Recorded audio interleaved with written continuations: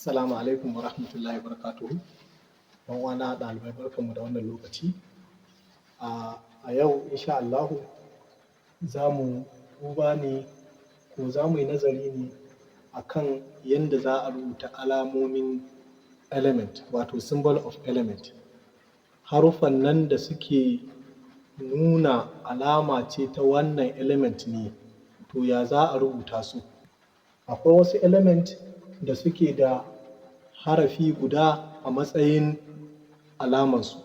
To irin waɗannan element ɗin yana da kyau in za a rubuta shi, to abin da ya kamata shi ne a rubuta shi da babban harafi. A rubuta shi da babban harafi. Misali, those with one letter as their symbols, kamar irin su hydrogen waɗanda ke da leta ɗaya ko kuma harafi ɗaya a matsayin alamansu, kamar su hydrogen. To ana so a rubuta su da babban baki. Kada ka zo rubuta hydrogen ka rubuta shi da ƙaramin baki haka. A'a, ba a san haka nan.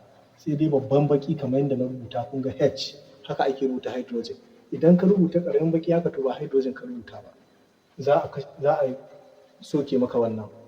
Mu fahimci haka ko? To saboda haka ya wannan kenan. Duk lokacin da in dai harafi guda ne yake a matsayin alama ta wannan element ɗin, to yana da kyau harafin nan ka rubuta shi da babban baki. Allah ya sa mun fahimta.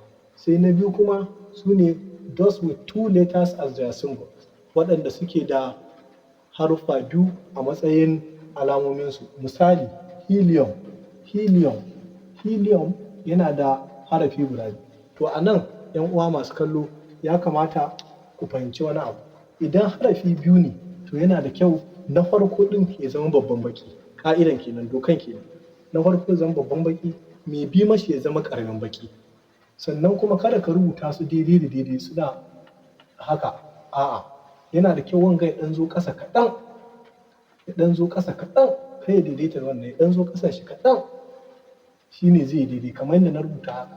Kada ka zo kuma ka rubuta ƙaramin baki ya haka, ka ce ka rubuta symbol na helium. A'a, za a soke maka, wannan ba alamar helium ba ne, ka rubuta he ne kawai da turanci. Mun fahimta ko? To saboda haka in za a rubuta, in dai masu biyu ne, na farkon nan zai zama babban baki ne, mai bi mashi kuma zai zama mai ƙaramin baki.